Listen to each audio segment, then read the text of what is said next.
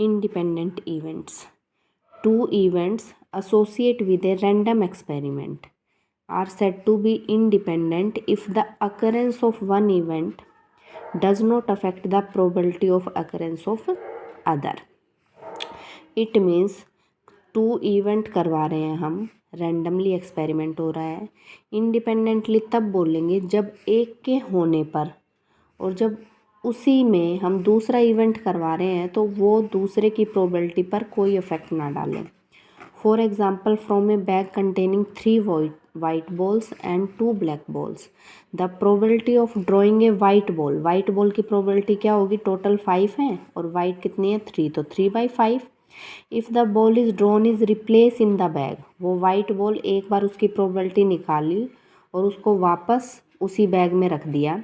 And again A white ball is drawn, तो दोबारा से हम वाइट बॉल पे ही निकाल रहे हैं, तो probability of getting a white ball क्या रहेगी? सेम रहेगी in the both the cases, क्योंकि वो 3 थी तो टोटल 3 ही रहेंगी। Such events are said to be independent. उसके बाद है random variable. A random variable is a variable whose value are determined by the outcomes of a random experiment. जो रैंडम वेरिएबल है वो वेरिएबल है जिसकी वैल्यू हम कहाँ से पता करते हैं? Outcome of the random experiment, जो हमारे आउटकम्स आते हैं। That is to each outcome of experiment EI, जो हमारा सैम्पल पॉइंट है, of sample space S, there corresponding a unique real number XI, वहाँ से हमें एक यूनिक रियल नंबर XI मिलेगा, known as the value of the random variable, जिससे हमें रैंडम वेरिएबल की वैल्यू पता चलेगी। For example, let 2 coins be tossed, the outcome of which may occurs as, 2 coins को टॉस कर रहे हैं एक साथ, तो हमारी आउटकम्स क्या क्या आएंगी? या तो दोनों टेल होंगे, या एक टेल हेड होगा, या हेड टेल होगा, या दोनों हेड होंगे। Where T and H denotes tail and head respectively. Let us define the random variable x as the number of heads. तो हमें वो x किस में बताना है? नंबर ऑफ हेड्स में बताना है। तो now TT contain no heads, तो जब दोनों टाइम हमारा टेल आएगा तो उसमें कोई हेड नहीं है। TH एंड HT में 1 हेड है और डबल H में हमारे पास 2 हेड्स है। दस when 2 coins are tossed, the random variable x जो हमने निकाला था, एज्यूम द वैल्यू, उसकी क्या क्या वैल्यू हो सकती हैं? या तो एक बार भी नहीं होगा जब हमारे दोनों टेल आएंगे, या फिर 1 टाइम हेड होगा, या फिर दोनों time. Since the number of heads could be, क्या हो सकता है? 0 हो सकता है, 1 हो सकता है एंड 2 हो सकता है। Thus we can define random variable, random variable को हम क्या डिफाइन कर सकते हैं? As a real valued function, एक रियल वैल्यूड फंक्शन है whose domain is the sample space associate with a random experiment and range is it in real line, जिसकी range जो होगी वो किस पे होगी? उस रियल लाइन में कंटेन करेगी। उसके बाद है discrete and continuous random variable. Discrete random variable क्या होगा? A random variable is said to be discrete if it takes only a finite number of values, जिसके अंदर क्या हो? finite number of values हो। For example, in an experiment of tossing a pair of coins को हमने toss किया। if we define the random variable x as the number of heads बताना है हमें, then the value of random variable x, तो अब हम x पढ़ के आए हैं ऊपर कि उस रैंडम वेरिएबल x की वैल्यू क्या हो सकती है? या तो बिल्कुल भी हेड नहीं आएगा जब दोनों टेल आएंगे, या फिर पहले हेड आ जाएगा फिर टेल आएगा तो 1 टाइम आया, या फिर पहले टेल आ जाएगा फिर हेड आएगा तो भी 1 टाइम, और फिर जब दोनों हेड आएंगे तो 2 times. Corresponding to the outcomes इस तरह होंगी उसके अकॉर्डिंग। Thus x is a discrete random variable which can assume values, उसकी वैल्यूज़ क्या क्या हो सकती हैं? 0 हो सकती है, 1 हो सकती है और 2 हो सकती है। This random variable can also be describe as number of heads in a single throw of a pair of coin. अगर हम एक सिंगल थ्रो ऑफ कॉइन को करते हैं तो भी हम बता सकते हैं। Next, continuous random variable. Continuous, a random variable is said to be continuous if it assume any possible values, हम एज्यूम कर लें जितनी भी हमारी पॉसिबल वैल्यूज़ हैं बिटवीन सर्टेन लिमिट के बीच में। In such a case it takes any value in an interval, तो वो उस इंटरवल के बीच में कोई भी वैल्यू ले सकता है।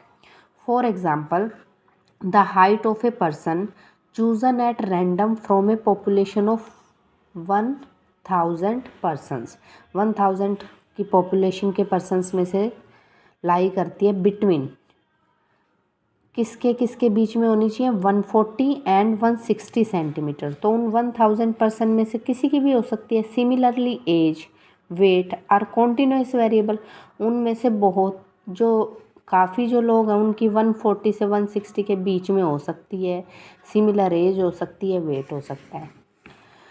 Probability distribution of random variable कैसे निकालेंगे? If a random variable X assume value, जो एक्स है हमारी उसकी वैल्यूज़ होंगी x1 x2 up to so on xn with respect probability p1 p2 pn such that.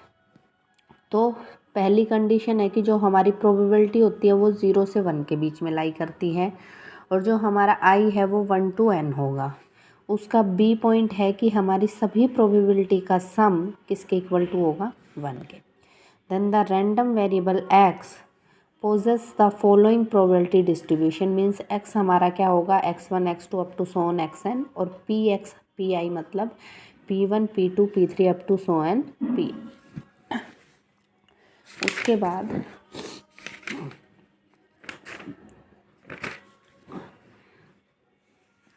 Mean and variance of a random variable.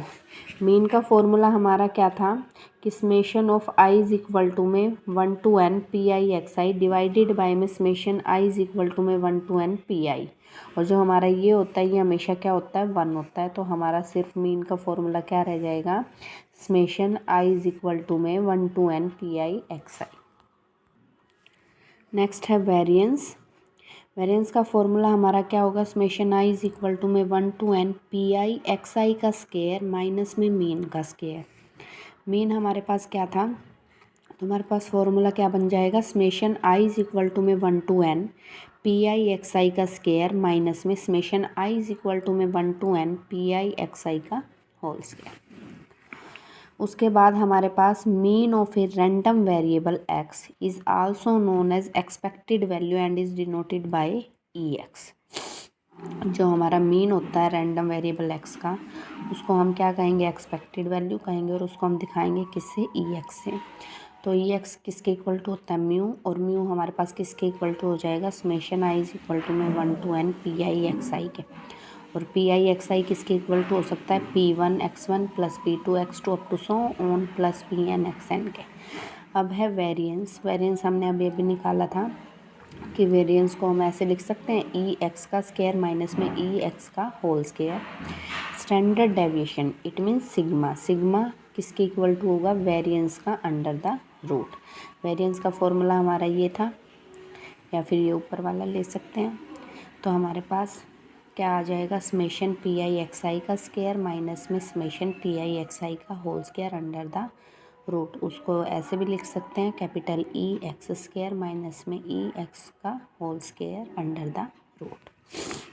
उसके बाद है 2 cards are drawn successively with replacement from a well shuffled pack of 52 cards. Find the mean and standard deviation of the number of kings. Let x denotes the number of kings drawn.